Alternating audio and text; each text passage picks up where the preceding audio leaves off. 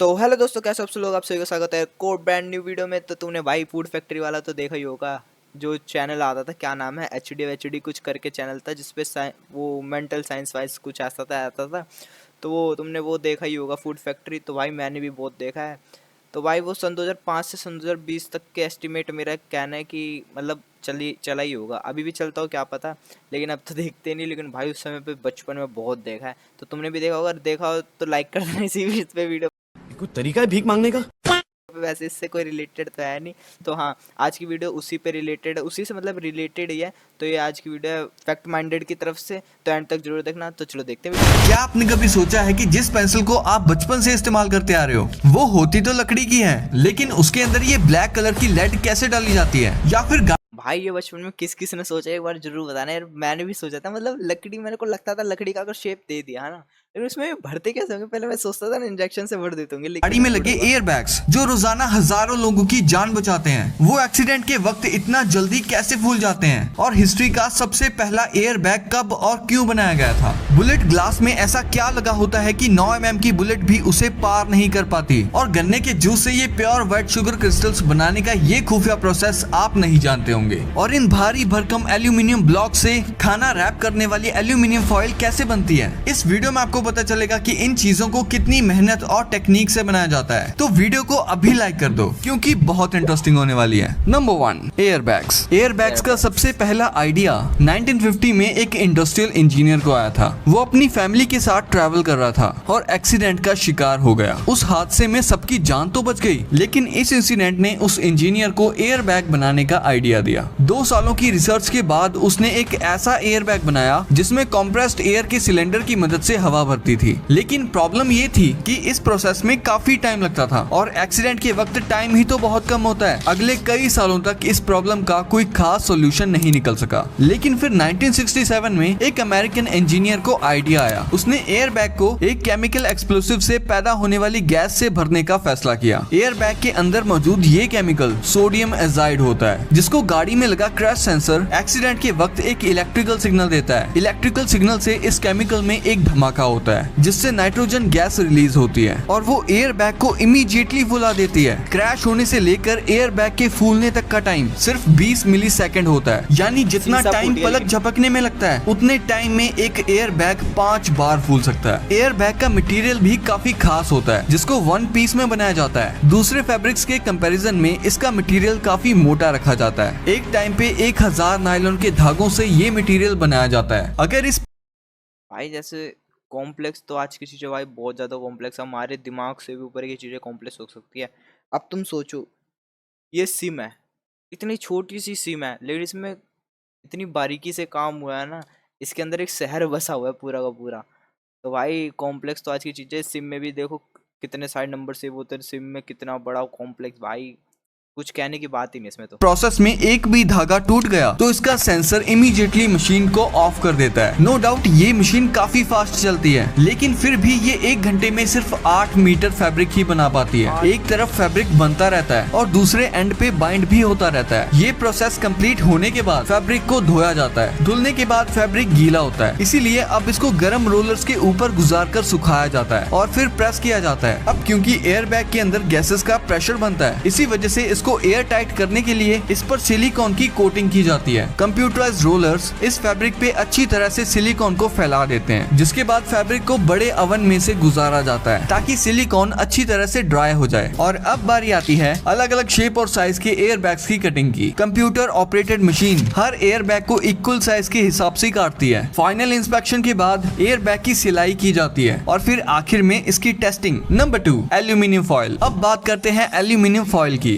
Aluminium foil इतनी पतली होती है कि थोड़ा सा प्रेशर भी इसको आसानी से फाड़ सकता है। लेकिन क्या कभी आपने सोचा है कि एल्यूमिनियम के भारी भरकम ब्लॉक्स को इतनी पतली शीट में कैसे कन्वर्ट किया जाता है? सबसे पहले प्योर एल्यूमिनियम के छोटे छोटे पीसेस, जिनको इनकोट्स भी कहा जाता है, इनको 650 डिग्री सेल्सियस पे मेल्ट किया जाता है। 27,000 किलोग्राम एल्यूमिनियम को मेल्ट होने में 8 घंटे लग जाते हैं, जिसके बाद लिक्विड एल्यूमिनियम को फिल्टर करके साफ किया जाता है। इस मेल्टेड एल्यूमिनियम को डाई में डालकर ठंडा किया जाता है जिसको क्रेन की मदद से उठाकर मिलिंग मशीन पर रखा जाता है। इस मशीन में गर्म रोलर्स होते हैं जो इस एल्यूमिनियम ब्लॉक को धीरे धीरे पतला करते जाते हैं। हर एक चक्कर के बाद ये रोलर्स एक दूसरे के करीब आ जाते हैं। 45 सेंटीमीटर मोटे एल्यूमिनियम ब्लॉक को 15 बार रोलिंग मशीन से गुजारने के बाद 5 सेंटीमीटर तक प्रेस कर दिया जाता है। इसके बाद इस 5 सेंटीमीटर जितनी शीट को एक फॉइल शीट जितना पतला करने के लिए एक अलग मिलिंग मशीन से गुजारा जाता है। अब ये एल्यूमिनियम फॉइल इतनी पतली हो जाती है कि इसकी साइड्स डैमेज हो जाती हैं, लेकिन एक कटर ब्लेड की मदद से इसको अलग अलग साइजेस में काटा भी जाता है और इसकी डैमेज हुई हुई साइड्स को काट कर अलग कर दिया जाता है। मशीन के दूसरे एंड पे फिनिश प्रोडक्ट यानी एल्यूमिनियम फॉइल के रोल बाइंड होते जाते हैं जो इस्तेमाल के लिए बिल्कुल रेडी हैं। Number 3, bullet proof glass. आइए अब जानते हैं बुलेट प्रूफ ग्लास के मैन्युफैक्चरिंग प्रोसेस के बारे में। एक 9mm बुलेट इतनी पावरफुल होती है कि वो स्टील की मोटी प्लेट में भी आर पार छेद कर देती है, लेकिन क्यों ये बुलेट प्रूफ ग्लास को आर पार नहीं कर पाती? बुलेट प्रूफ ग्लास में ऐसी क्या खास बात होती है जिससे बुलेट इसको क्रॉस ही नहीं कर सकती? सबसे पहले एक नॉर्मल ग्लास को ओवन में डालकर बेंड किया जाता है, क्योंकि एक बेंट ग्लास एक सीधे या स्ट्रेट ग्लास के कंपैरिजन में ज्यादा स्ट्रॉन्ग होता है। उसके बाद 4 बेंट ग्लासेस को एक दूसरे के ऊपर रखा जाता है, लेकिन उनके बीच में एक PVB की शीट भी डाली जाती है। ये खास शीट ना सिर्फ ग्लास को जोड़कर रखती है बल्कि ये इन ग्लासेस को भी सॉलिड बना देती है। 4 बेंट ग्लास और 3 PVB शीट्स के इस सैंडविच की साइड्स को टेप करके इसके ऊपर एक प्लास्टिक शीट चढ़ाई जाती है जिसको अच्छी तरह एयर टाइट कर दिया जाता है। अब बारी आती है इसमें से हवा निकालने की। एक वैक्यूम पंप की मदद से इस प्लास्टिक रैप के अंदर की सारी हवा निकाल दी जाती है। फिर इसको एक बड़े से कंटेनर में डाल दिया जाता है। इस कंटेनर में हवा का दबाव हमारे एटमॉस्फेयर से 10 गुना ज्यादा होता है और इसका टेम्परेचर 278 डिग्री सेल्सियस रखा जाता है। ये गर्माइश और प्रेशर PVB और ग्लास को एक दूसरे के साथ फ्यूज कर देता है। जो पहले 4 ग्लास और 3 PVB शीट्स थी वो अब फ्यूज होकर एक यूनिट बन जाती है और अब ये single sheet bullet proof glass कहलाती है। बुलेट प्रूफ ग्लास पे अगर 9mm की बुलेट से टेस्ट किया जाए तो शुरू की लेयर्स गोली की एनर्जी को पूरे ग्लास पे फैला देती हैं और बीच वाली PVB शीट गोली को रोक देती है, जबकि सबसे लास्ट वाली सीट तक बुलेट पहुंच ही नहीं पाती। Number 4, pencil. अब बात करते हैं पेंसिल्स के बारे में, जिसको अक्सर लेड पेंसिल भी कहा जाता है। असल में इसके अंदर लेड नहीं होता बल्कि ये ग्रेफाइट होता है जो पेपर पे अपनी ब्लैक इमेज छोड़ देता है। हिस्ट्री की सबसे पहली पेंसिल 1630 में बनाई गई थी। क्योंकि ग्रेफाइट और लेड देखने में ऑलमोस्ट एक जैसे ही लगते हैं, इसी वजह से पहले लोग समझते थे कि पेंसिल में लेड डाला जाता है। ये कंफ्यूजन 1789 में क्लियर हो गई थी, लेकिन अभी भी लोग पेंसिल को लेड पेंसिल ही कहते हैं। जिस तरह पेंसिल की हिस्ट्री बहुत इंटरेस्टिंग है, उसी तरह इसका मैन्युफैक्चरिंग प्रोसेस भी। सबसे पहले ग्रेफाइट और क्ले का मिक्सचर बनाया जाता है। ये क्ले जब सॉफ्ट ही होती है तो इसको प्रेशर की मदद से लेड के साइज के होल से निकाला जाता है। इस मशीन की हेल्प से बिल्कुल सेम साइज की लेड्स निकल जाती हैं। फिर इन लेड्स को इकट्ठा करके ओवन में रख दिया जाता है ताकि ये सॉलिड हो जाएं। कलर पेंसिल की लेड्स बनाने के लिए भी सेम प्रोसेस ही होता है, लेकिन सिर्फ उसमें ग्रेफाइट की जगह क्ले और कलर का यूज किया जाता है। इसी वजह से नॉर्मली कलर पेंसिल की लेड्स मोटी भी रखी जाती हैं क्योंकि वो आसानी से टूट जाती हैं। लेड्स बनाने के बाद अब बारी आती है पेंसिल बनाने की। 10mm की वुडन शीट्स पर मशीन की मदद से लेड के साइज जितनी नालियां सी बनाई जाती हैं। उसके बाद इन नालियों में इन लाइंस में ग्लू लगाई जाती है और फिर इसमें लेड्स को बिठाकर उसके ऊपर वुडन शीट को रखा जाता है। अब इनको एक बड़े ड्राइंग व्हील में डालकर अच्छी तरह सुखाया जाता है ताकि सैंडविच और लेड्स अच्छी तरह मजबूत हो जाएं। ये प्रोसेस कंप्लीट होने के बाद अब बढ़ते हैं मिलिंग मशीन की तरफ, जहां इस सैंडविच को मिलिंग मशीन इस तरह काट कर अलग अलग शेप की पेंसिल बना देती है। इसके बाद इन पेंसिल्स को कलर किया जाता है और फिर कलर हो जाते ही एक मशीन इस पे स्टैंप लगाती जाती है। इस सारे प्रोसेस में क्वालिटी का खास ध्यान रखा जाता है, जिसमें लेड्स का स्ट्रेस टेस्ट भी किया जाता है और एंड में पेंसिल्स को शार्प करके पैक कर दिया जाता है। Number 5, sugar. अब बात करते हैं हमारी डेली लाइफ की सबसे।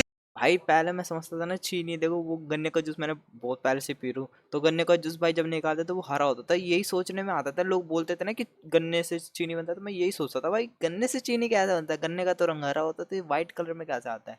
तो आज इसका पता चल जाएगा। इम्पोर्टेंट चीज, शुगर यानी चीनी की। कभी सोचा है कि गन्ने के जूस में से ये प्योर व्हाइट शुगर क्रिस्टल्स आखिर कैसे बनते हैं? इसके पीछे भी बड़ी साइंस है। सबसे पहले गन्ना ट्रक्स में लोड होकर शुगर मिल तक आता है, जहां इसको काट कर कई बार धोया जाता है। इसके बाद एक क्रशर की मदद से गन्ने को क्रश किया जाता है और इसमें से जूस निकाला जाता है। शुगर केन के इस जूस में अभी काफी सारी इम्प्योरिटीज बाकी होती है, जैसे की मिट्टी, पत्थर या फिर रेत के रेजिन्स। फिर बारी आती है है इसको फिल्टर करने की। इसके लिए जूस को बॉईल किया जाता है और इसको लाइम के सॉल्यूशन में मिक्स किया जाता है। 6 घंटे मिक्स करने के बाद जूस का कलर ब्राउन से येलो हो जाता है और इस दौरान इसका पीएच लेवल भी नॉर्मल हो जाता है। अब इस जूस को 2 घंटे के लिए एक टैंक में डाला जाता है, जहां इसके अंदर मौजूद इम्प्योरिटीज जैसे कि रेत, मिट्टी या पत्थर के टुकड़े जूस से अलग हो जाते हैं और बॉटम में जमा हो जाते हैं। अब इस साफ जूस को निकाल लिया जाता है, जबकि ये बचा हुआ कचरा कोई कचरा नहीं है, बल्कि इसे खाद के तौर पे इस्तेमाल किया जाता है। जूस अब बड़े बड़े बॉयलर्स में चला जाता है, जहां इसको इतना ज्यादा बॉईल किया जाता है कि जूस में से पानी इवेपोरेट हो जाए और पीछे इस तरह की थिक पेस्ट बच जाए। इसी पेस्ट को अगर जमा दिया जाए तो ये गुड़ बन जाता है। लेकिन इसी में से शुगर के व्हाइट क्रिस्टल्स निकालने के लिए इसमें सुक्रोज का एक सॉल्यूशन डाला जाता है, जिससे शुगर की बाइंडिंग हो जाती है और फिर इसको एक और मशीन में डाला जाता है। ये मशीन किसी वॉशिंग मशीन की तरह काम करती है। जैसे वॉशिंग मशीन के टब में होल्स होते हैं और वो तेज घूमकर कपड़ों में से पानी को निकाल देती है, ठीक इसी तरह ये मशीन भी काम करती है। इस प्रोसेस को सेंट्रीफ्यूज कहा जाता है। शुगर पेस्ट को जब हाई आरपीएम पे घुमाया जाता है तो ये बचा हुआ पानी टब के होल से बाहर निकल जाता है, जबकि शुगर के व्हाइट क्रिस्टल्स टब के अंदर ही जमा हो जाते हैं। लेकिन शुगर के इन क्रिस्टल्स में ह्यूमिडिटी काफी ज्यादा होती है, इसीलिए इसको सूखने के लिए गर्म हवा से गुजारा जाता है, जिससे शुगर का ह्यूमिडिटी लेवल ड्रॉप हो जाता है। अब ये शुगर पैकिंग के लिए बिल्कुल तैयार है।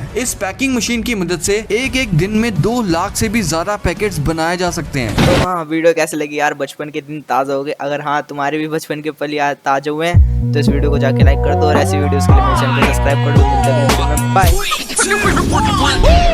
Gotta catch another fight. Yeah. The apple bottom make 'em wanna bite. Yeah. I just wanna.